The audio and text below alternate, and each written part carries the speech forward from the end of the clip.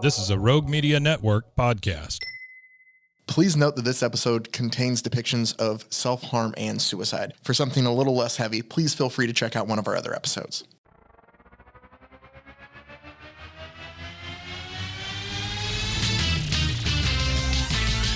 Pros and heroes. Gonna tell you about pros and heroes. Gonna tell you about comic books, costumes, facts, boots, and other stuff. In this week's issue, Mr. Miracle, Part 2.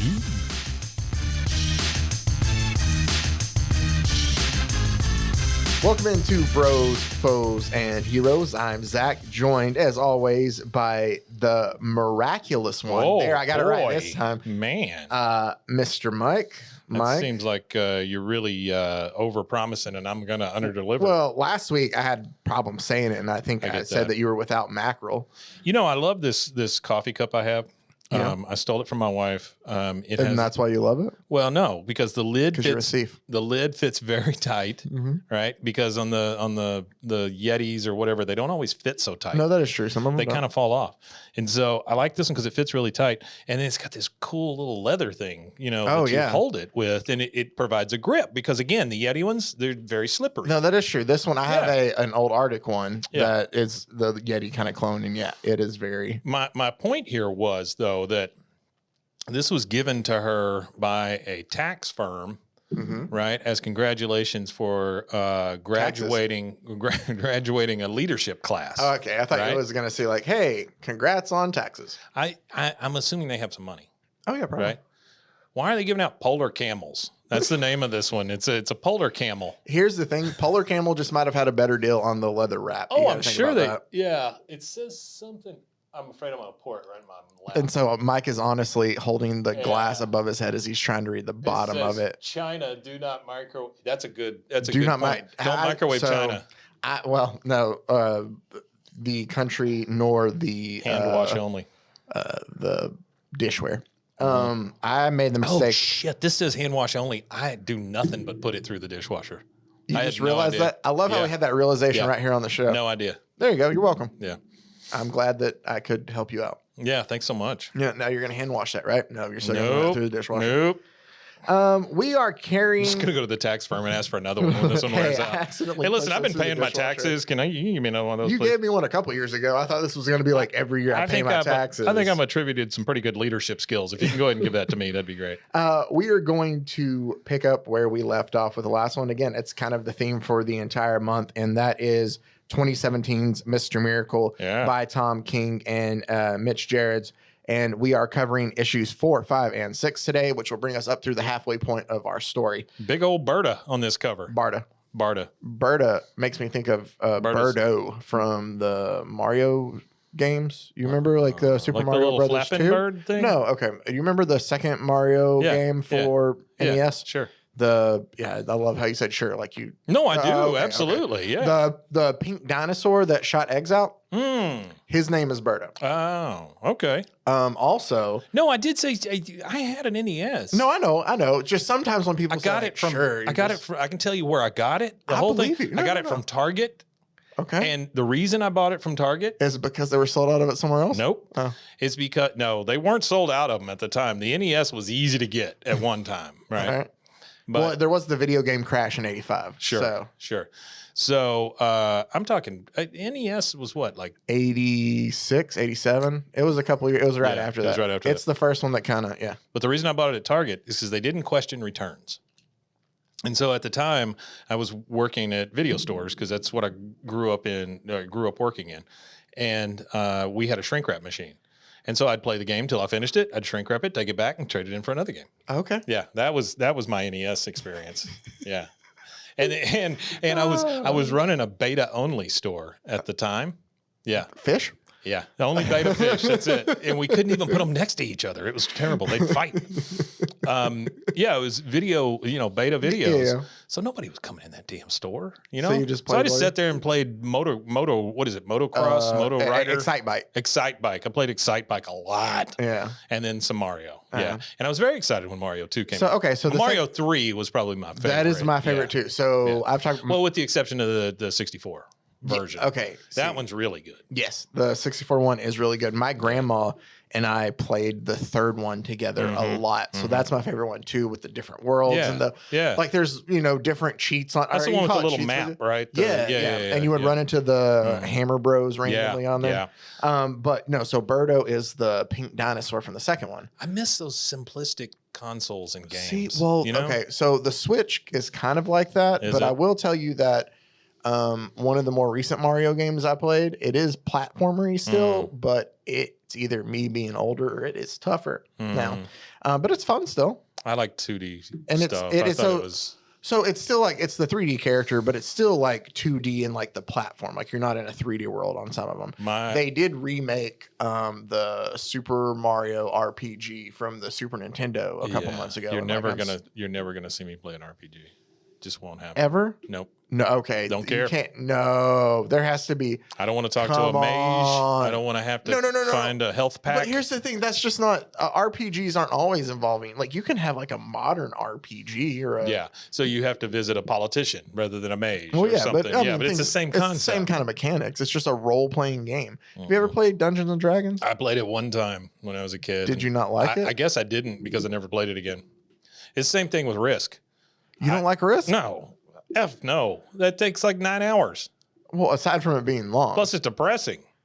It's just you. I'm going to nuke the rest of the world or whatever, Only if you want to. I mean, well yeah. I guess kind of in Risk you have to.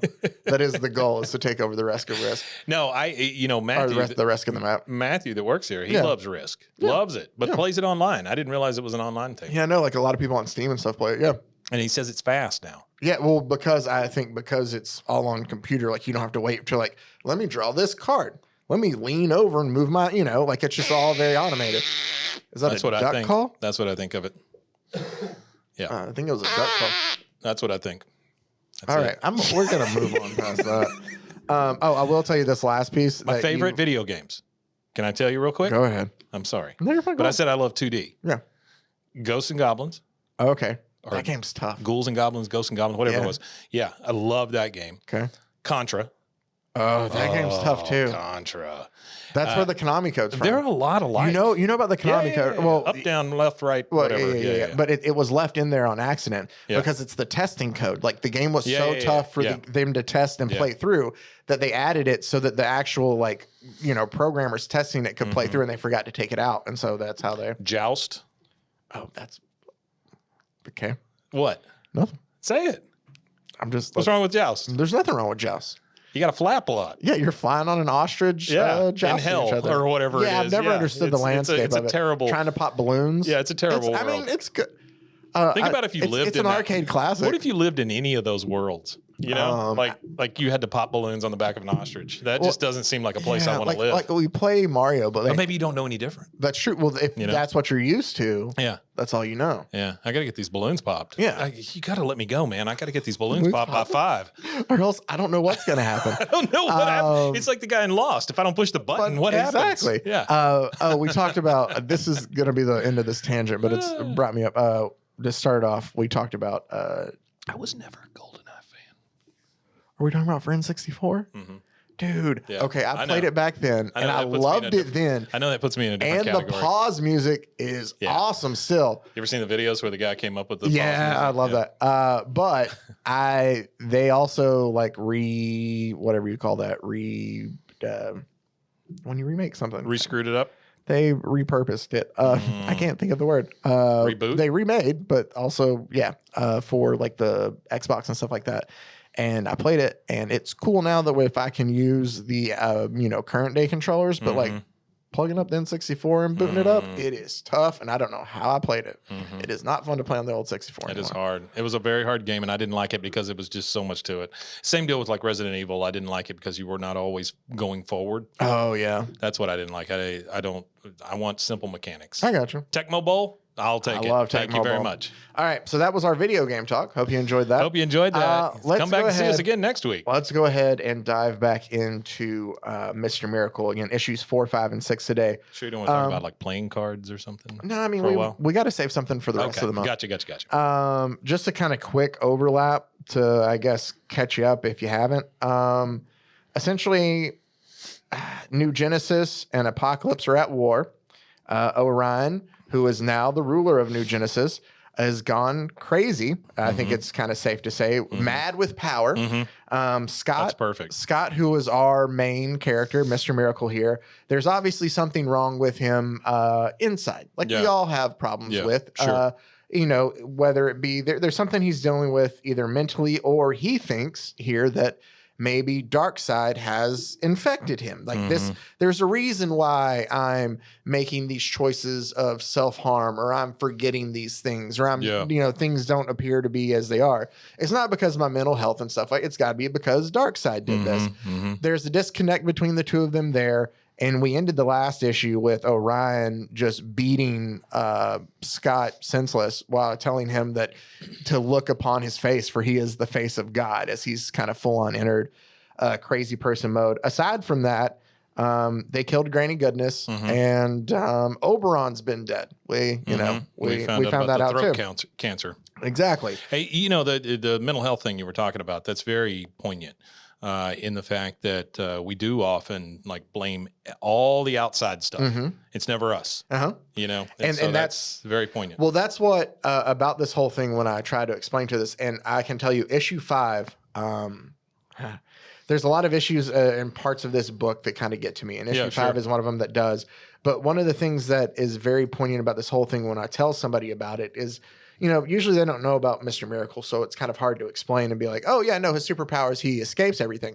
But there's something that's just so poignant and not lost on me on the fact of he's a super escape artist who can't escape his own demons. Kind of in a way. Like, even though he can get away from everything, he can't get away from and it's just nice kind of, you know. So we will open up issue 4. Well, it brings that superhero world into the real world. Exactly. Yeah.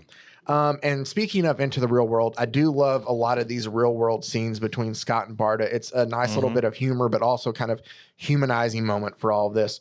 So we pick up in issue 4 where they are back at their apartment on Earth, and you can see that it looks like Barda's been taking care of Scott. He's got bandages all over his face. He still has his wrist wraps up too. So it's, you know, not too, we're still probably just a couple months removed from the start of the book. He looks rough. He does look rough. And all we just hear is, again, I'll bring it up. It's the Kirby dialogue from the previous that matchup with. So this is issue 4 of 2017's run. The starting text here you can find in issue 4 of 1971's run, just taken verbatim. And it just kind of sets the scenes a lot of way, and sometimes makes it seem out of place or even fits and frames very well. And it's all just really cool. But we start the scene where, as we said, Scott looks like he's been through the ringer, and all of a sudden Barda is angry. We don't know we hear a boom, like a boom tube has gone up. Somebody's arrived at their apartment. Barda is angry, and we just hear, walk away, Barda, walk away. Like she's yelling at whoever has shown up there. Scott realizes somebody's here because he hears, I am here as the voice of High Father. And he's realizing it's Light Ray. What does he want? And he kind of gets up and gets out of bed to go see. Light Ray. Exactly. To go see what he wants. Here's another thing. We talk about it. He's wearing a Green Lantern t-shirt here. The Green Lantern. The Green Lantern. Yeah. Not the Yellow Lantern. No. He just kind of shows up though, and he's like, hey, Light Ray, you know, like, what's up? Because he's just, the ridiculous of it all, I think, is not lost on Scott. And he's just, while Bart is pissed off that they're, you know, already there for whatever it is, Scott's just kind of like, yeah, of course this would happen. All right, what do you want? I'm going to get me some coffee. Like, he's just not fazed by this at all. And Light Ray tells him, General Free, it is now declared that you are an agent of Darkseid, an enemy of the free and proud people of New Genesis. And after Light Ray tells him that, there's just a panel of like him blankly staring at Light Ray, and he just goes like, cool, I'm going to get coffee. Just like, all right, this is what it is. Barda just smacks Light Ray upside the head. And, Light Ray's just like, hey, I'm just a member of the High family. Or as a member of the High family, General Free has the choice of execution or a trial. That's, those are your two choices here. Mm-hmm. And Barda just keeps after everything, he says. She's just like, damn it, Light Ray. He's not an agent of Darkseid. She's just like, she's upset at him for even coming there and doing that. Yeah. And Scott, in a nice little joke, I think, too, especially after we got the last panel of Orion going on and on about, look at the face of God. Is Scott's just casually pouring, coffee into his coffee mug that shows I am God, as he just, it's just like, as serious as Orion takes this, Scott is the complete opposite about all of it. Yeah. But he tells him essentially like, yeah, I'll take a trial. That's fine. And he's like, he tells him, can we just do it here? Like, I don't want to have to go to New Genesis. Yeah, he's like, I got a show tomorrow. Just get it over with. Come on. He's like, I got things to do here. I'm waiting on a delivery. Like, and Light Ray's just like, it's your choice. You have that privilege. And then Barda just smacks him again. And I do love the... and she's not just smacking him. She is punching the mess out of him. Punching the crap out of him. And she kind of... Bloody nose. She kind of gets him one in the stomach and he doubles over. And he says, you little... And it's just the expletive, but we can only assume. Yeah. And that is when, obviously, she kicks it into another gear and tells him to say it again. As you see, her fists are now just bloody. She looks a little pissed. Yeah, rightfully so. Just a little.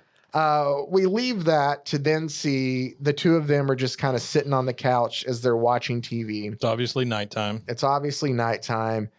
And like they're just sitting there asking, and it's another very funny, just kind of human moment in this. And she's like, how many people do you think will be here for this trial? And he's like, I don't know. Orion, Light Ray's going to be there, a security guard like you and me. And he's like, I don't know. And she's like, well, maybe I'll run to the store and I'll get a veggie tray or something. Like that's, she goes, she goes from being so pissed to be well, like, we got to do something for the folks that are coming over. Yeah. We get they're watching the Godfried again, who's the late night show host. And it's so the president's got himself in quite a tight bind. Yes, indeed. It's like written like that Carson stuff. And I kind of like that. I think it's safe to say that, to get out of this, he doesn't need a miracle. He needs Mr. Miracle. And it's just shown like they're making, corny little jokes as he kind of falls off. Then we see his next. Well, you also get another Darkseid Is. We do get another Darkseid Is of the impending doom that's kind of coming. We get Scott's next trick, which turns out to be him escaping being in a barrel that was hit by a train. Another little tidbit, because again, we get references to the world around him without it. They're Wayne Enterprises for the train. So it's always nice little DC nods of where it feels like this is happening in that same world, but we're focusing just on Mr. Miracle. Yeah. Then we get the trial itself. And they had to go to New Genesis. No, they're doing it. Oh, they're doing it there. They're doing it there. That was he had the right. Yeah. The boom tube. He was just like, hey, can we just do it here since I have that show and I'm waiting on a. There's a funny thing. They're waiting on a delivery. It was brought up. But so Orion boom tubes in, and as soon as Barda sees him, we got a veggie tray. And sure enough, I love it's the picture of. Yeah. A lot of people got pissed about this. I think it's hilarious to try to use something to break up the tension that's in here. As silly as this. A lot of people got pissed about what? The veggie tray? You'll see later. Yeah. Oh, please. Yeah. Come on. No, people are weird. And people so pick the weirdest things to get outraged about. I love like he's there, and as soon as Orion showed up, like Scott's just like sitting or standing, and Orion's like sit. He's like, all right, sitting. So it's just like a joke from earlier. Orion basically tells him like, all right, the audience may also be seated. Here's what we're gonna do. What audience? Barda, Light Ray, and the security guy. Okay. That's all of them. It's the 5 of them for this trial. Because Orion informs them that, I have to tell you, where is this at? I'm sorry. I'll just read. It is important to clarify at this point that though we are gods, even gods are bound by laws of the source. Do you not agree? And he's like, yeah, we're all bound by something, is what he tells them. And he goes, yes, exactly that. He's like, and the laws of the source dictate that in a trial of good, or of a god, the High Father is responsible for appointing the accuser, the defender, and the judge. Well, given these laws, I appoint myself to the position of accuser, defender, and judge. Jeez. Right? What a turd. So, and they just kind of accept that. And he's like, all right, let's go ahead and do this. He's like, will you begin? And Scott, before they begin, goes, hold on, I'm going to get a carrot. And there's panels of him getting up, walking over, taking a dip, taking a bite. Yeah. And he's like, okay. Like, I love that. I love it because he just shows his absolute disgust for the whole thing. Exactly. Of like, yes, this is ridiculous. If I'm going to do this, I'm going to eat a carrot. Exactly. He's like, you're judge, jury, and executioner. All right, let's go ahead and do this. Yeah. And I find it really ridiculous that he has to wear a suit the whole time, right? Like, I'm thinking. I like to think that they just showed up from his gig, and and he's like, well, I don't have time to change. Either that, or they said this is a formal thing. You have to wear your suit. Yeah, yeah. That's the way I took it. Yeah. So, you think that's ranch? Yeah, no, it's got to be ranch. Okay. Yeah, for sure. That's usually what it's in most veggie trays. Yeah. He tells him that, as we're all aware, that Darkseid has the anti-life equation. It would suggest at this point that the war continues in our own minds. Where is he? Oh, he's just rambling on, and Bart is like, all right, where are you going with this? Like, we aren't here to sit and listen to you gab all day. And Orion goes, do I need to ask you to leave? And she goes, and that's when Scott's like, Barda, it's like, let him have it. And fine. Sure. It's all, nobody wants to be there. They're just all kind of disgusted with it. And he says, every statement is either true or false. If it weren't, it wouldn't be a statement.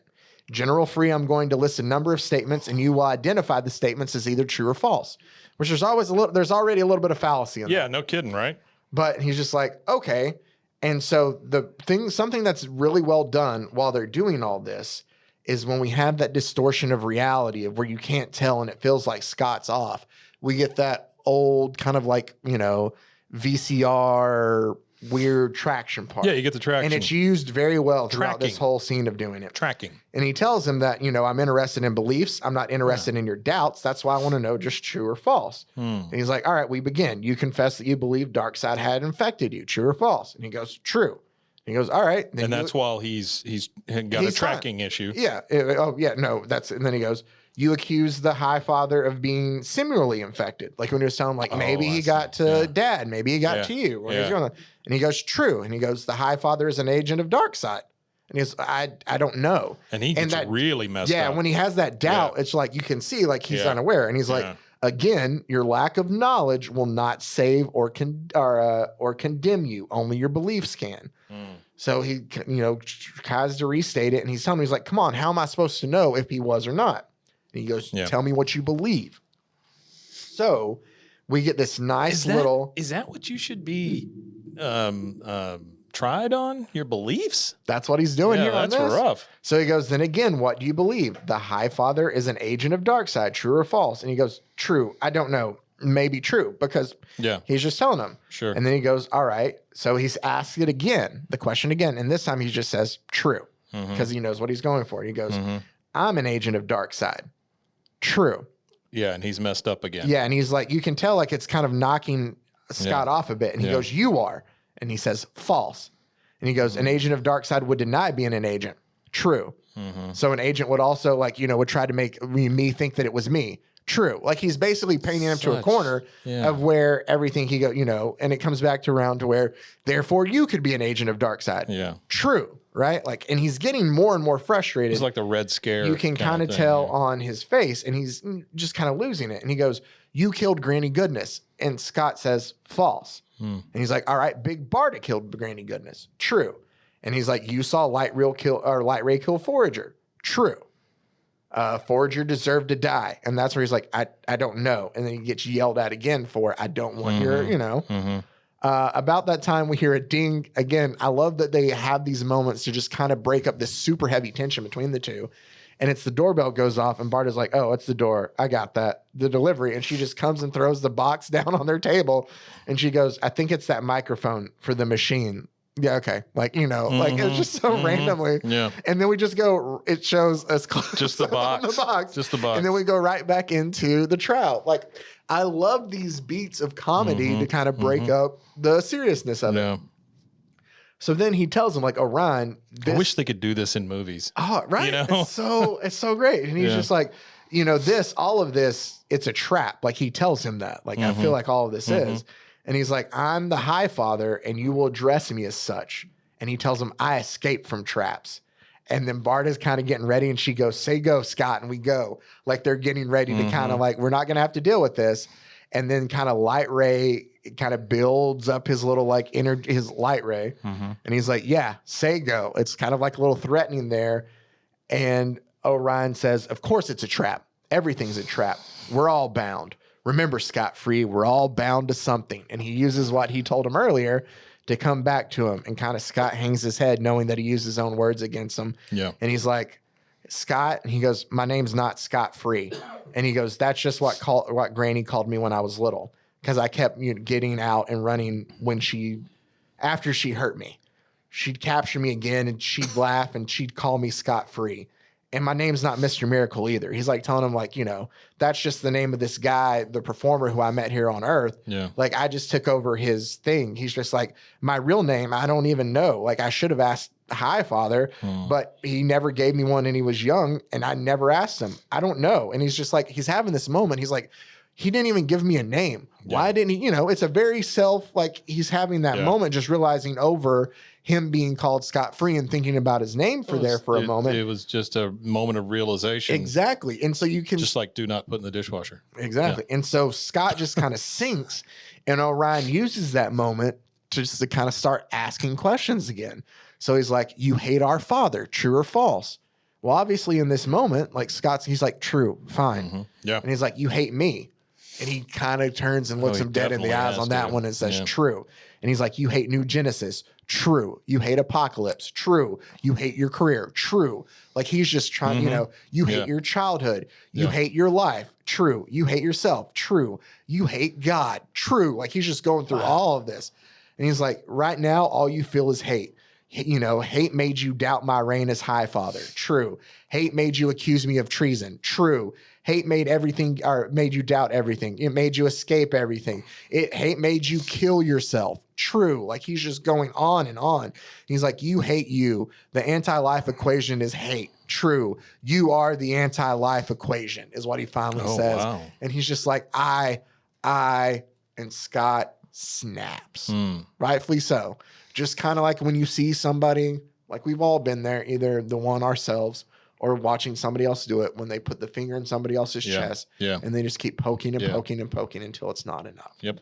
Or until it's too much. Yep. And Scott lashes out, and he does. And he knocks Orion to the ground to the point of where you can see, and I love the way that they draw it, is you can see the general shock and fear in Orion's eyes of not realizing like, oh shit, I did something. And then the realization of Scott, realizing that he acted out of character and it just crushing him after that then too. We get the veggie tray though again. Well, he goes right into Barta's arms. Yeah, and he's just sobbing. He's broken. We do have such a heavy moment, and again, I like it. The veggie tray just to kind of a little bit. Orion goes over, grabs a carrot, eats it, and he goes.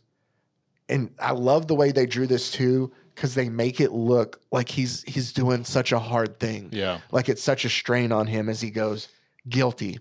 You were judged guilty," and he tells him, "As I cannot contain you, Mr. Miracle, you will report to my throne in 3 days, where I will perform your execution."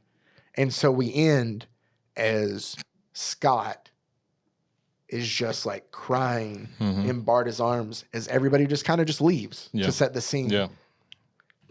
And it's a very telling at the end of it's just Scott just goes, "I can't," because he's trying to tell her that he can't escape. And just, "I know." Yeah. And that's where it ends. Yeah. That is super heavy. Yeah. So it sets up just this. So he is now gone from obviously something is wrong with him to now being accused of. Well, now everything's wrong around him. Yeah. It's not just him now. Everything in life is wrong. It can't just be something that he can just be like, "Oh, no. It's something else. This did it," or I can just put it off and not think about it. He has to confront it. Exactly. I have the war to fight. I have this. No, now, you're going to die in 3 days because of this. I gotta go get in a barrel on train tracks, whatever. Whatever it is. Yeah. And so it brings us to something very real and very heavy for Scott. And oddly enough, the perfect place to take a break. So when we come back, we'll wrap up with issues 5 and 6 of Mr. Miracle right here on Bros, Foes, and Heroes. Enjoy this word from Polar Camel.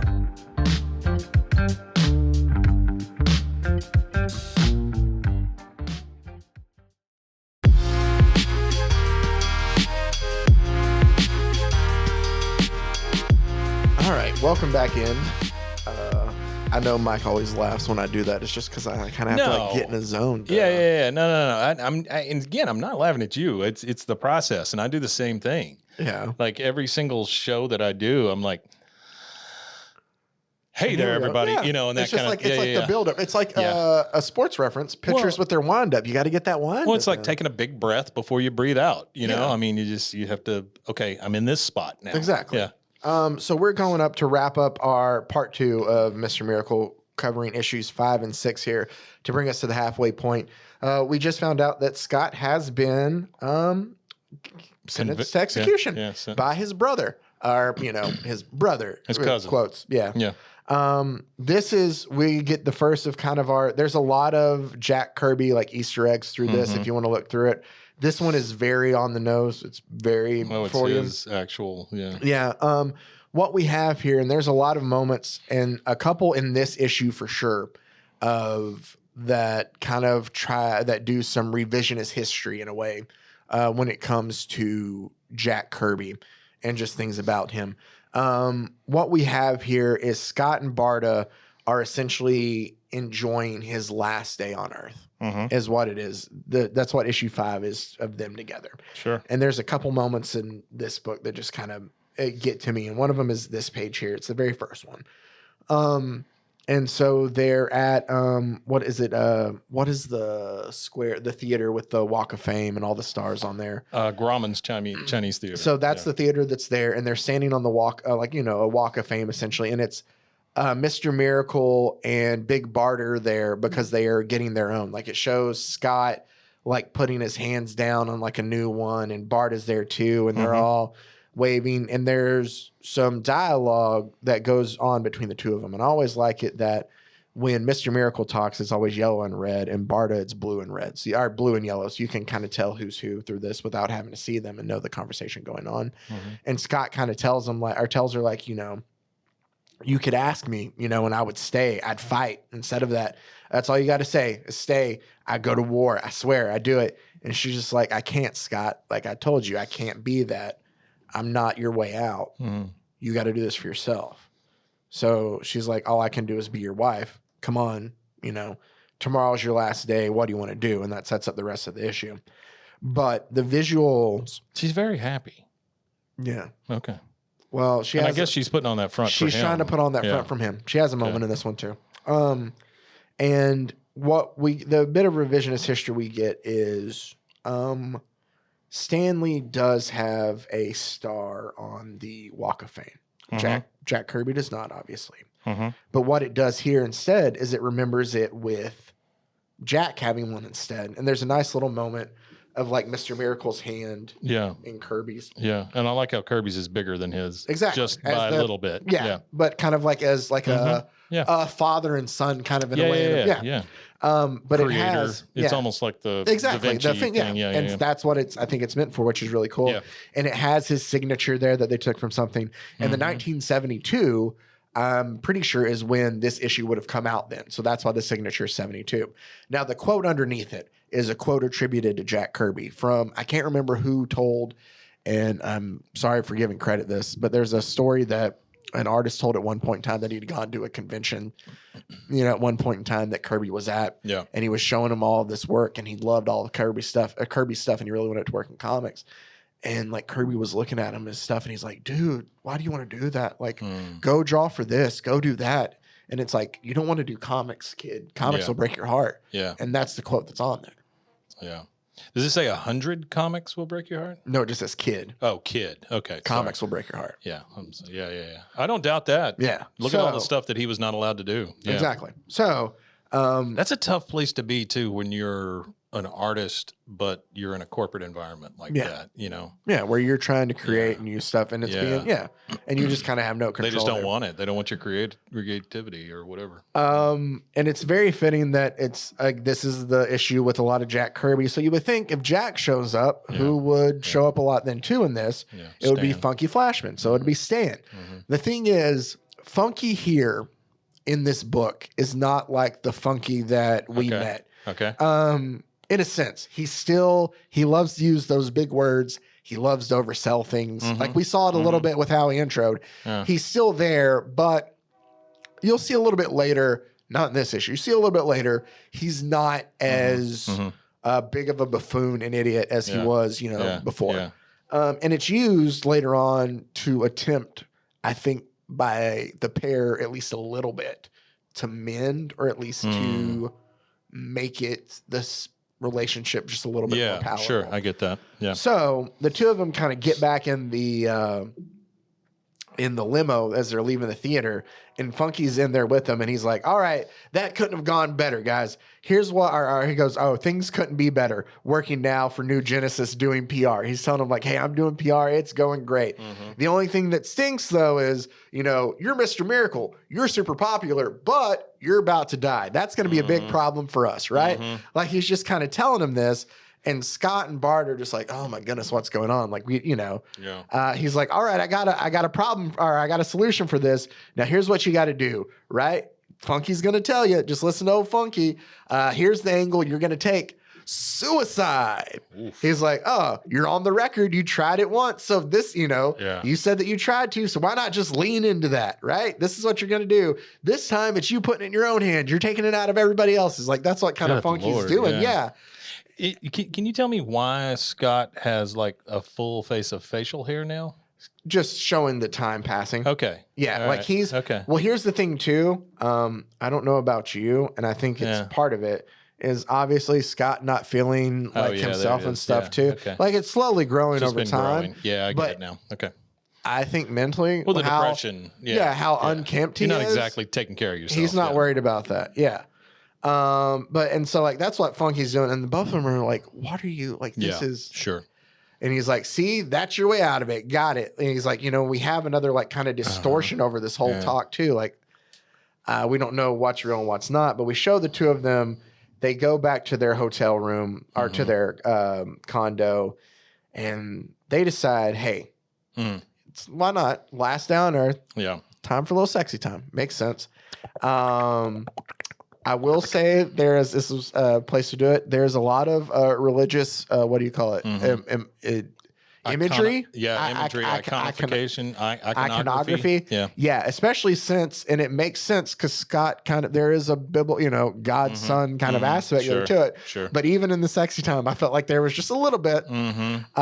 His mask, obviously, nicely used too, because you can't show cartoon or comic penis because people will lose their mind. They did it for Batman and Batman Damned. Did they? Yes. So have you not heard this story? They showed Batman. So DC made like a book. It was called DC Black Label, and it was supposed to be more mature, more content, stuff like that.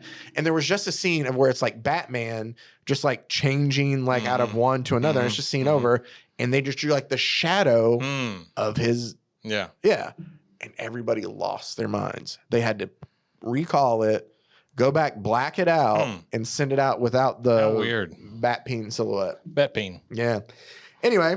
No. I always love Barda has him tied up to the bed, and he tells her, "I can always escape," and she goes, "Oh, can you now?" And it's just a nice little tease, and then we get. I love how that they did. It's just obviously not like connected, but it does a good job of showing it and still keeping that eyes and what's going on. Faces. Yeah. You know what's going on. And this, you might be like, man, that is a lot of panels for this. That is. It'll be important later. Okay. We go and see that they've gone to the graveyard to see Oberon one last time. They take him flowers. And that's where we see the last name Kurtzberg, which was Jack Kirby's real last name. Yeah. I love that they're trying to figure out they're gonna, where they're headed. They need to head. They live in California, and they need to get on the 101 to head downtown. And Barda asks her mother box because they use it like an Alexa, like, "Hey, how long?" And she's like 73 minutes, and she's like, "Oh my goodness, every hour's rush hour. Like, what is up with this?" Sure. And then she goes, "Mother box, how long would it take for us just to boom there?" And it's just like 3 seconds. But here it goes. Earth-to-Earth boom tube travel holds the possibility of shearing the fabric of space-time, possibly critically wounding your current reality. And Bart is just like, 73 minutes? It might be worth it. Yeah. Like, it's just the kind of... Yeah. There's another really funny moment, a really dark kind of humor moment, but the two of them are driving to wherever they're headed, and Scott's kind of just like, "Hey, do we have a song?" And Bart is like, "We met in like the X pits. Like they're these torture pits. What do you mean do we have a song? Yeah. We met to the sound or to the moans of the damned is what she says. And Scott just goes like, oh yeah. Hey, Motherbox, can you play Moans of the Damned? Like that's the song. And the Motherbox asks him to specify. And he goes, the pits about 10 years back. And it starts playing. You just see, no, God help me. Why? God, make it stop. Please. Like it's people just like begging. That's the soundtrack. And they're just laughing. There's like, the memories kind of. It's a soundtrack for their road trip. It is. I love the fact, like, obviously it's done to extreme variants here. Yeah, sure. But it's just showing you, like it is with all of us, it's just two messed up people who, like, found a way to. Yeah. And it's the things that they bond over. Absolutely. And I think it's hilarious in that. The fact that they're loving. There's also one that somebody pointed out when I was looking through and researching this where it says, yes, yes, yes. Either somebody is really into it or maybe that's Granny who's super excited. Could be. They go out to a diner and he has his favorite sandwich. They go and What's they look his at a favorite fountain. sandwich? It is where it's a number Looks like 19. a pastrami. No, he has a cup of cabbage soup with it. Does it say the sandwich? It just says number 19. Oh, okay. He just says this is the best sandwich in all the world. Best. Yeah, but he doesn't say what. But a cup of cabbage with it. They go to a fountain. A cup of cabbage. Yeah, they go to a fountain. They go to like a carnival. Like they're just spending time together. They want a Wonder Woman. Yeah, I love there's this point where he is terrible. Oh, he's wearing a Flash t-shirt. Like it's all like, again, like it's the world exists, Yeah. Yeah. Well, and at this fair, they're throwing baseballs and all the stuffed animals. All the plushies are all like the DC heroes and stuff. And he keeps throwing and missing. And he tells her like, hey, I made you a promise on our honeymoon. I promised you I was going to win one of these. Like, I'm going to do it. And he's like, you're getting that prize. And he's like, for all the money. And he throws and misses it. And it shows him taking a picture and her holding it. And he's like, see, a promise kept. And she goes, I'm not sure this counts. And he's like, what do you mean? We got the prize. And she goes, and I love this point. He goes, you were given the prize in exchange for calling the prize giver's girlfriend and saying, and I quote, this is Mr. Miracle, and I can't escape noticing Hassan loves you. Oh, Lord. And he's like, a prize is a prize. Are these, those boxes, are they like facial recognition? Yeah, for like when you're taking a picture. See, because he goes to adjust like the screen. And there's so it's like they're in a photo booth. Yeah, like they're set, or he's setting his phone up to take a picture. Yeah, gotcha. I love all the different ways that Mitch Gerads draws the scenes in these because it's just so... It's so great to see, but like you said, and pointing out, like it has that, like you're looking at through a phone screen kind of. Well, but the reason I'm asking is sometimes it recognizes his face, sometimes it's both of them, sometimes it's just part of it. But there's the one right here in the middle where it recognizes like four different boxes. And I wonder if that is a message of some kind. Ooh. I don't know. I don't know what happens in this thing, but I never noticed that. Seems like it would be a thing. I never noticed that, but there is something like that could be. There's things I've read this multiple times, and there's still things I'm like, oh, I didn't notice that. Yeah.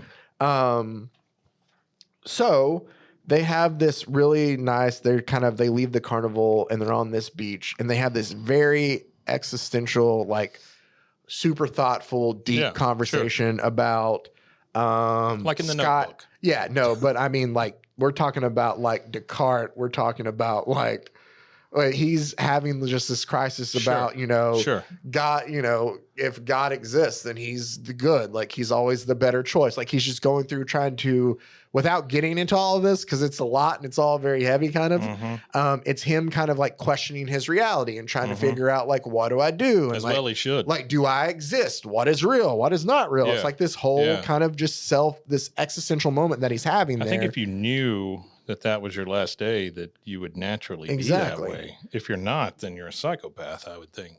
Yeah.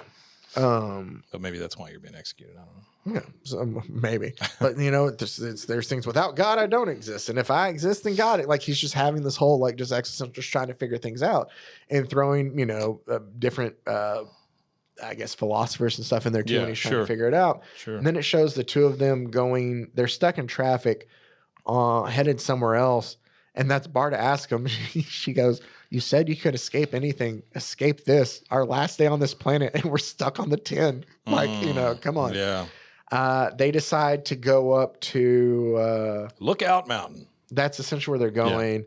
And they're just talking about maybe we should have taken this. Oh, maybe. And she's like, well, at least it's kind of pretty with all like the lights here and stuff. And she's tearing up a bit. You can kind of see that. Sure. But Scott still just kind of has a sad forlorn face. Getting to her. Yeah. And then they get there on top of and they're looking out amongst all the city lights. And Scott goes, okay, I admit, I thought it would be better. And, she's like, why'd you think? He's like, I thought there'd be more stars. And she's like, yeah, well, we still have the valley. And he's like, no one finds the meaning of life in the valley. Like, what, Yeah. And he's like, all right, we should probably go home, get some sleep. And she just kind of rolls her eyes and is like, all right. And that's now you can see very well done where it's kind of finally hit Scott. Yeah. So. Yeah, they're both. Yeah. They've reached the end here. Here's what I also love too, because it's bookended by this, and it's done two completely different ways. Because the first one, we have two, I guess, kind of sex scenes in this book, and the first one is done more playful, more adventurous. This one's more deeper, more emotional, and you can tell because it's Scott trying to comfort Barda, who is obviously breaking down, and then they have a moment. Yeah. So it's completely different than before. Well, and during that moment, you also get another you one. You do get a little bit of a static tinge in reality. Yeah. We don't know what's going on, what's there. And then as they're there, it shows him like they're asleep in bed. Scott can't sleep. Barda's out, and we get a dark side is because obviously. Well, you get a boom. Oh, you get a boom as he's laying there waiting. A dark side is because that it's hit him. It's like that it's coming. So that's the boom tube. Yep. And he gets up and he's standing there shirtless. And it's funky. And he's like, okay, here's the plan. I got a camera crew downstairs. Before these young gentlemen escort you to your death, you're going to go down there and you're going to tell them like, hey, this is what we're going to do. Don't worry. It's all High Father approved. I got this. And Scott's like, yeah, I'm going to go get dressed. He's just kind of defeated. And so he goes and it's him putting on his Mr. Miracle outfit. And he goes, all right, let's go. And he's like, all right, Mr. Miracle, you look like a miracle. And he's just going on. He's like, here's what we're going to do. This time, with the help of the great deity himself, Orion the High Father, you're going to be able to, we're going to perform the world's greatest feat. And they're escorting him out. He goes, and then we just wait for applause. As Funky's still pushing the same agenda he had before. Sure. And about that time, you see a bolt of lightning go through one of the guards' head as it like kills them. As we have Kirby's kind of narration over it. You know him. I know him. Everybody gets to know him. A funky flashman. I'm saying this one too. It's because it's from the issue that we covered of Mr. Miracle. Yeah. That's why it's in there. The question is, do we need him? ? And it shows then the Cosmic Club come across and smack the other security guard across the head. And she just Barda has bludgeoned him essentially with that club. And again, I love how Mitch Gerads is really good at showing gore without having to show you all the gore. Like, she did some work with it just being the splatter there. Yeah, she just beat the hell out of And people. then she turns her attention to Funky and she's going towards him.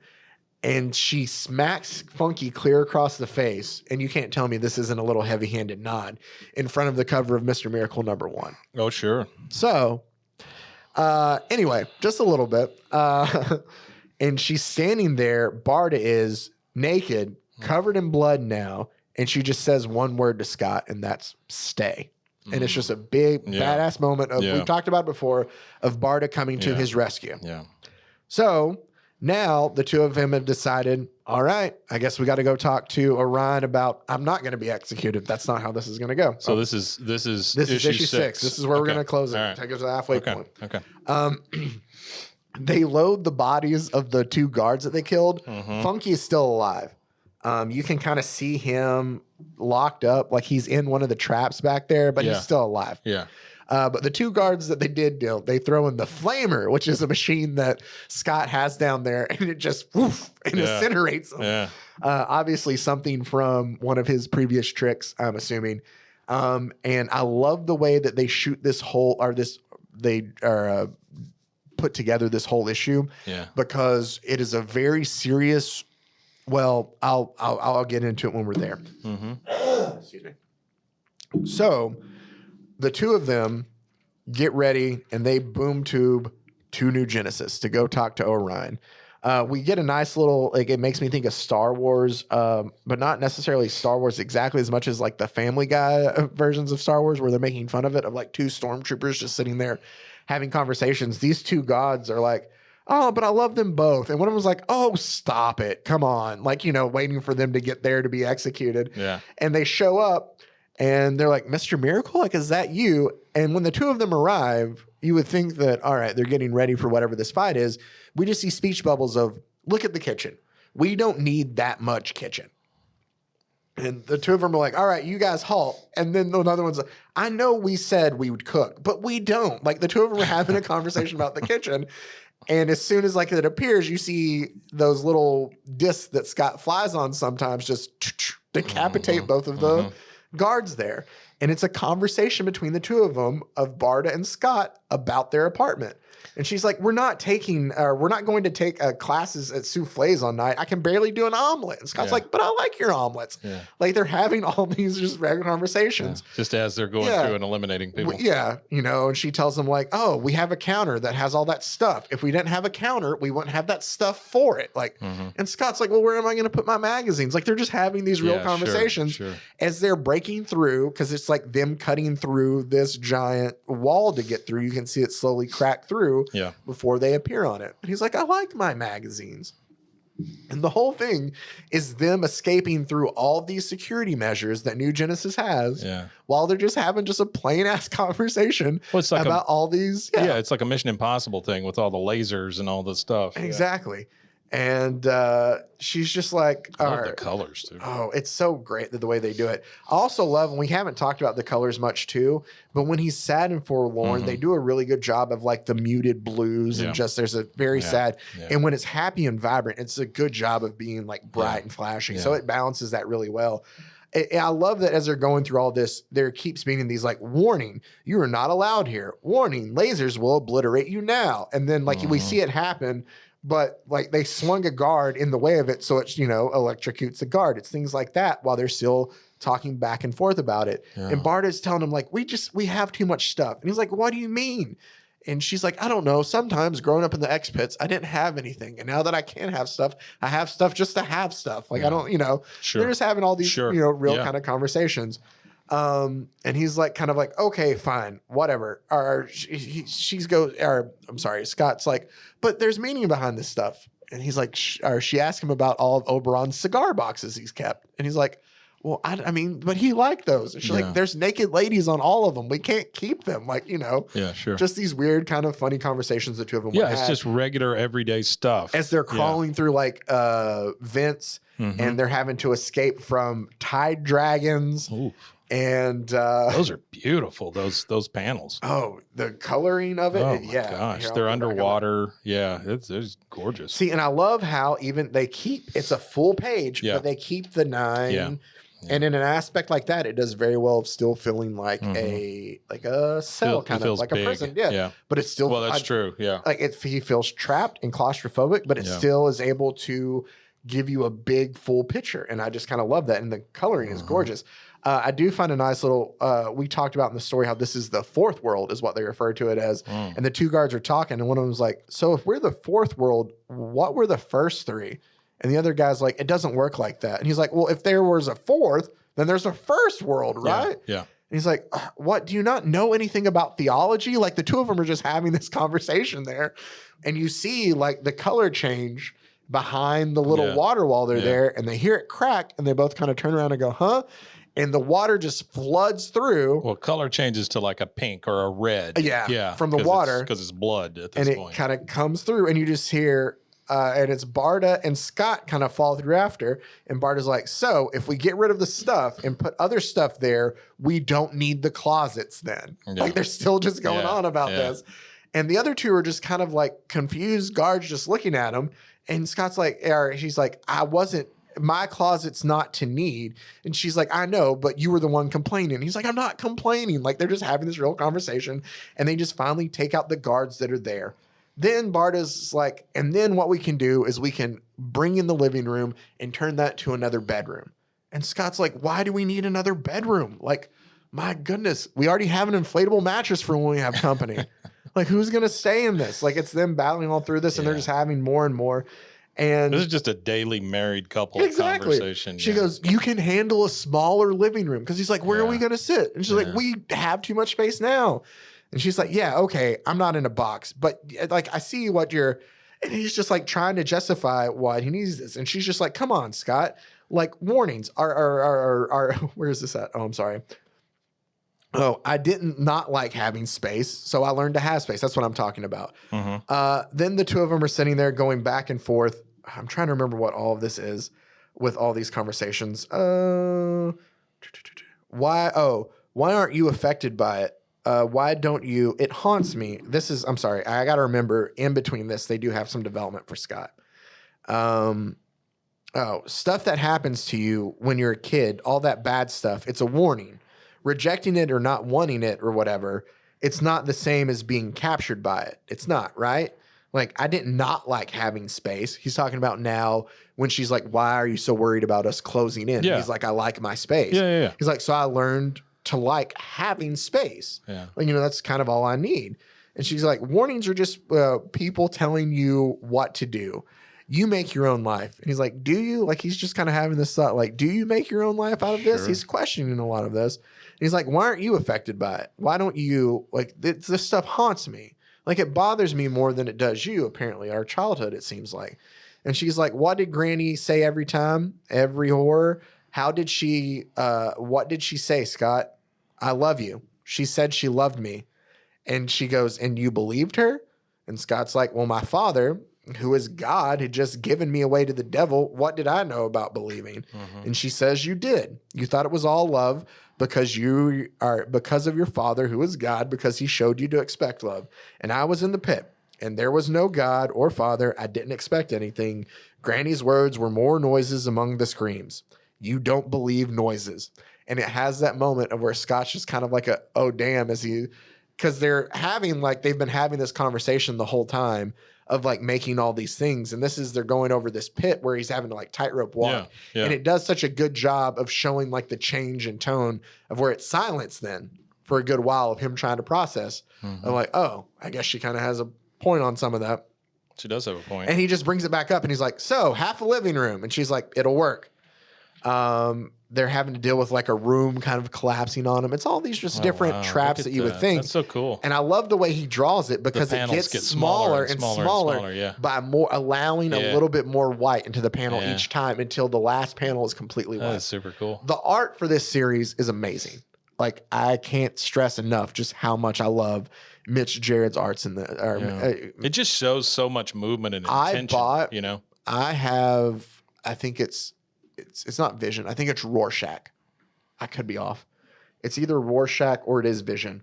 It's the one that the two of them worked on together. And the only sole reason I bought it without even knowing about it was because it was the two of them working together.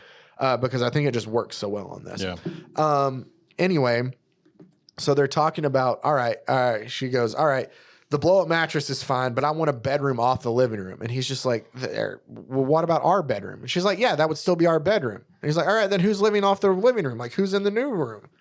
Or she goes, next to the bathroom. And they're finally to light rate. They've made it through all the traps, and they're finally at the end. I think you know where this is headed. Yeah. And she's like, it'll be nice. And he's like, who's in this other bedroom? Like, he just can't. Yeah. She's like, I promise. And they have this moment of where they're fighting Light Ray, and Light Ray kind of bests both of them through there, and it knocks them both back. And Scott's at Barda's feet, and he looks up at her, and she goes, Scott, so I'm pregnant. Yeah. Like, to let him know. And that's then right as he's about to shoot her again, and she picks her wand up and kind to deflect it. And the two of them go, and obviously in typical form, I love this because this is them to me, is Barda lunges at Light Ray, knocks him out, and instead of Scott trying to go in and make sure he's fine, he just comes up and just wraps his arms around her and just hugs her so big. And she just goes, and I love this too. He just goes, I love you. And she goes, I believe you scot-free. Like, it's just kind of a nice little, but so he's excited, obviously. Yeah. He's just found out he's become a dad. And they get to, sorry, I have to pick it up. No, I get it. Yeah. You're hiding things from me. So they get to right outside Orion's wall. It's like my first two marriages. And he's telling them, what do I do? And the warning there is like, you are not allowed in here. Orion will now kill you. Yeah. And she goes, he's your brother. talk to him. And he's like, he's not my brother and he doesn't talk. And she's like, all you can do is try. Like that. If he doesn't, that's what he's like. And if you try sincerely and he still won't talk, you know, it says, she tells him to like cut his effing head off. Yeah. Like if you try and you don't, and he doesn't, do what you got to do. Sure. And he's like, hey, I'll get rid of the cigar boxes when we get back. Like he's just kind of like, he's just happy. He's got this huge ear to ear grin. And she's just like, kind of sounds good. For the first time in this whole series. Yeah. It's a moment between both of them. And also, like, I know we mentioned her eye color, and you can tell it's brown there, it's blue there. It changes back and forth. In the comics originally, it's blue. So it's meant to, I don't know if it's meant to symbolize that brown Barda is, because she kind of acts a little more in tune with her emotions, and she cares a little bit more for Scott. Where blue-eyed Barda is more of the comic book Barda that's the big, tough, action, like, hero acts more. Kind of thing. Yeah. Like, she's the one that's always there for him. And we see blue-eyed Barda. It's just kind of funny to say. And she just sounds good. It's both of them sharing a very happy moment. Yeah. And Scott goes into Orion's chamber. And I'll show you here in a second after I just tell you what happens. Because the stark difference between one page to the next page is done so awesomely. And we see that there's something wrong with Orion.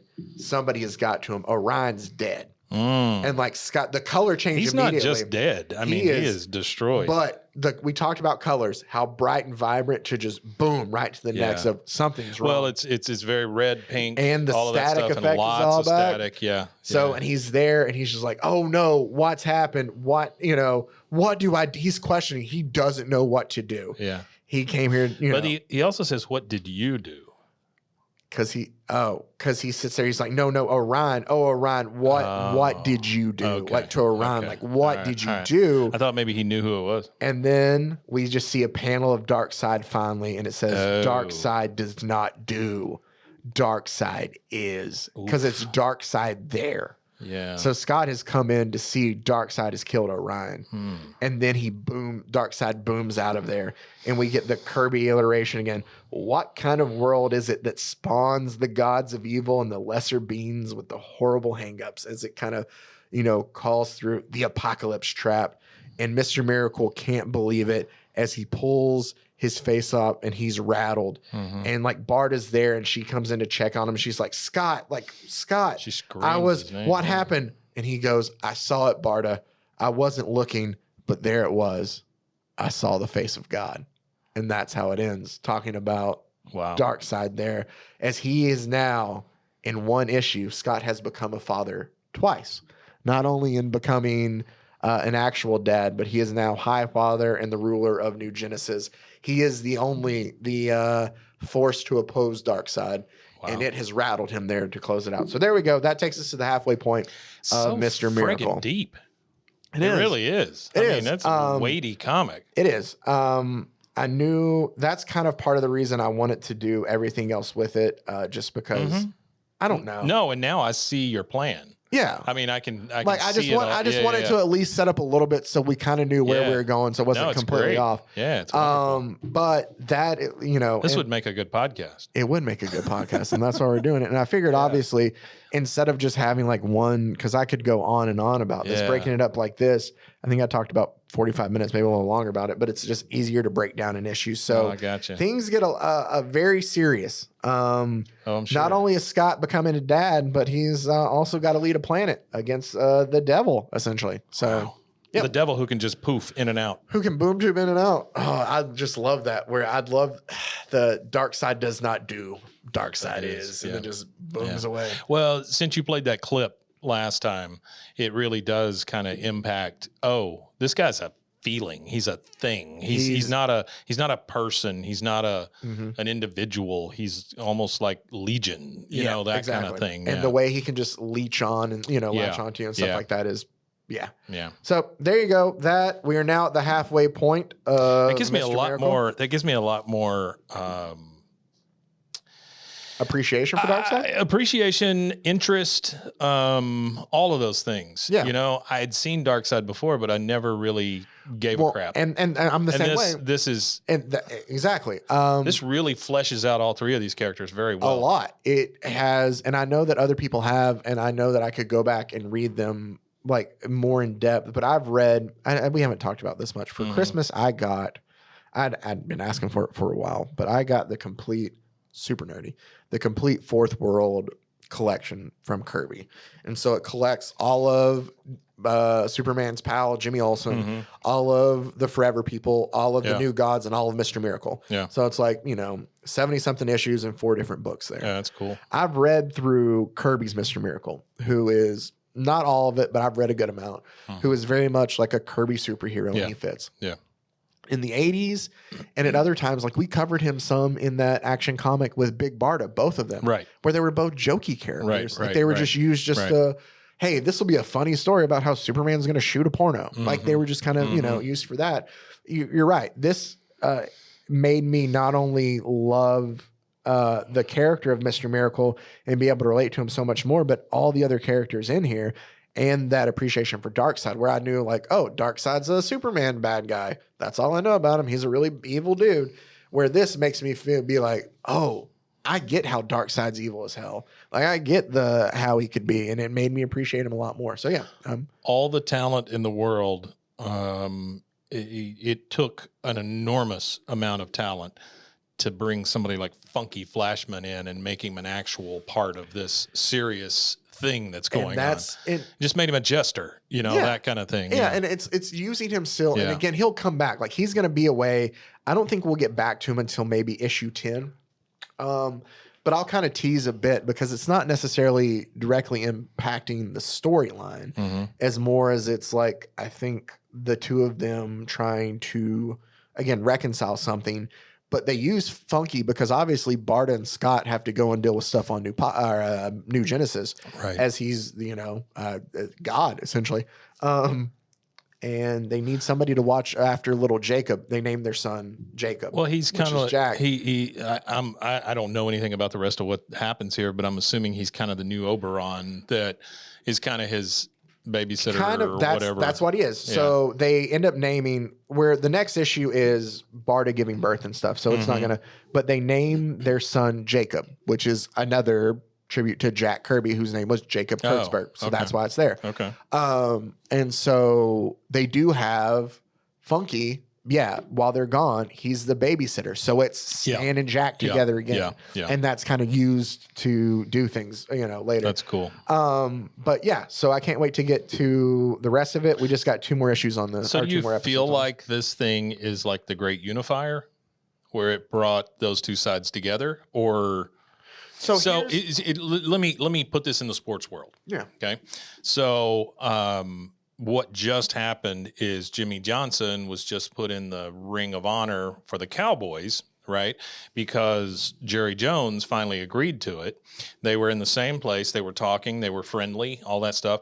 But without Troy Aikman, that never would have happened, right? He was the guiding force behind that. I kind of see these guys as the guiding force behind getting these two, not physically together, but getting these two worlds kind of combined finally. And that's the thing, because unfortunately, Kirby passed away in the early 90s, right? 94, right?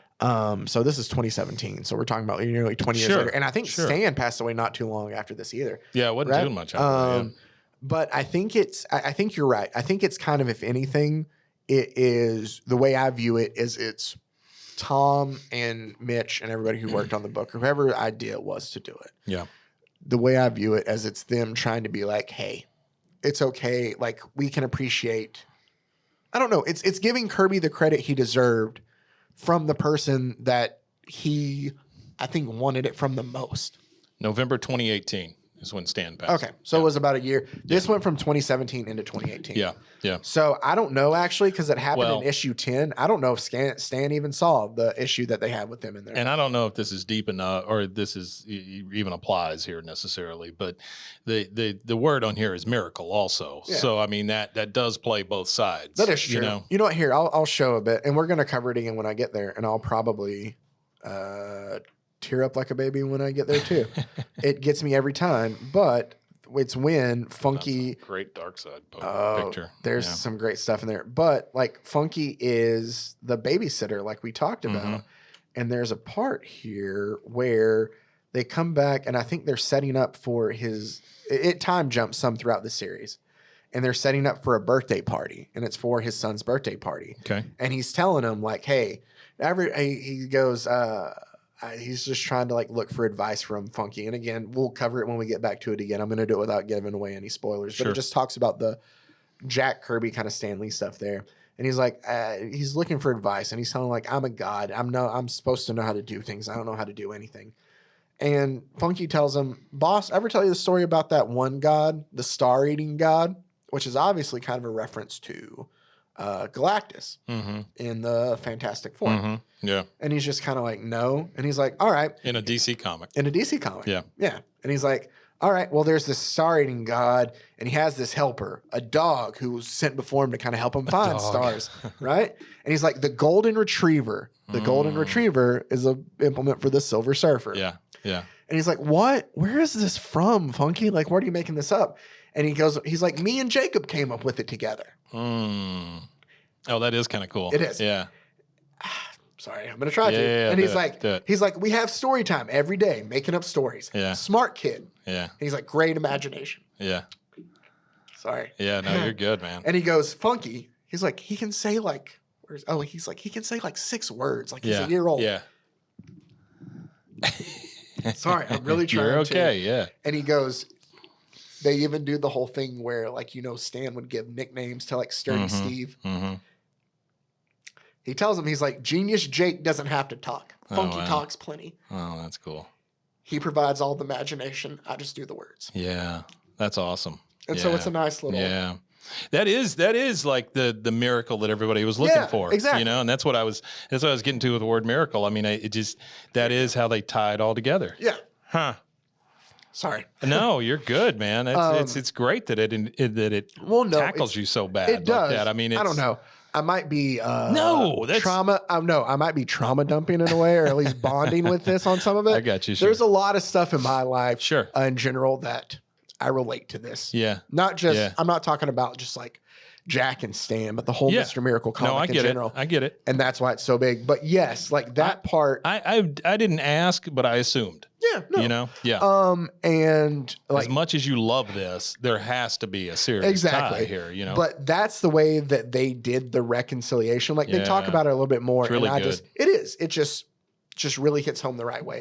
And so like we'll get to it a bit more. It's just so thoughtful. Yeah. That's the thing. It's just so thoughtful. Yeah. It could have been an easy like one-off kind of thing or whatever, but this is just very, very thoughtful. Yeah. And I think it just kind of it just gives the relationship that even if it's not, and it's weird because I don't even know if it's what the two of them wanted. Yeah, sure. It does feel like it's fan service in a way of like, it does. I think the people who love and respect both of them.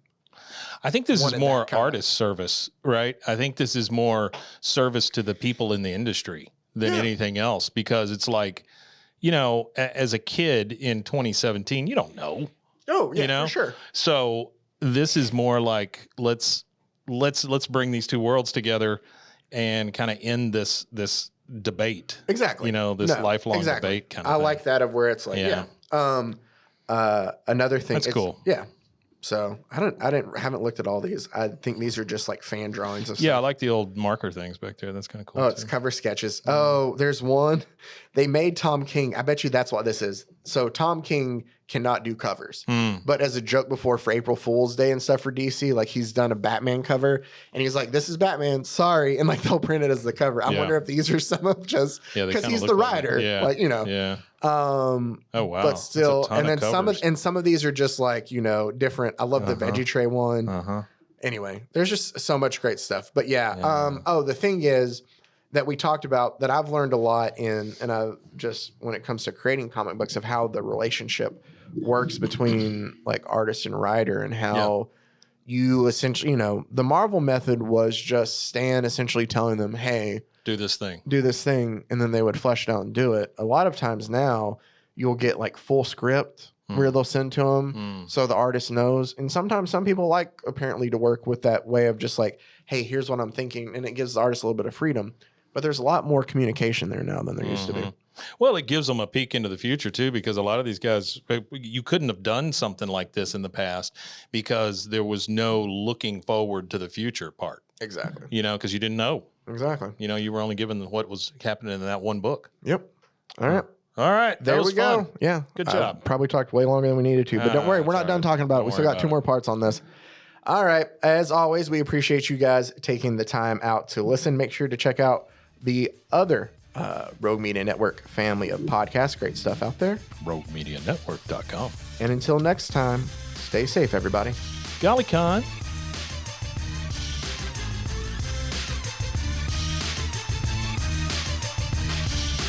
Pros and heroes.